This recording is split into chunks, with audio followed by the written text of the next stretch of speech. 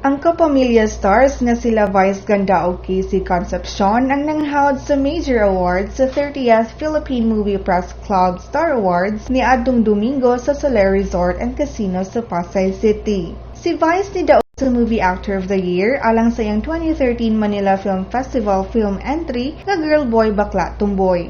Samtang si Casey ang napiling Movie Best Actress of the Year sa iyang performance sa pelikulang Boy Golden Shoot to Kill. Ang Star Cinemas On The Job ang nidaog nga Movie of the Year, samtang si Direk Eric Mati Sab ang gideklarar nga Director of the Year. Si Mati ug iyang co-writer nga si Michiko Yamamoto ang nidaog usab sa Screenwriter of the Year. Samtang si Joey Marquez kinsa nidala nga NBI agent sa mga pelikula ang nidaog sa Movie Supporting Actor.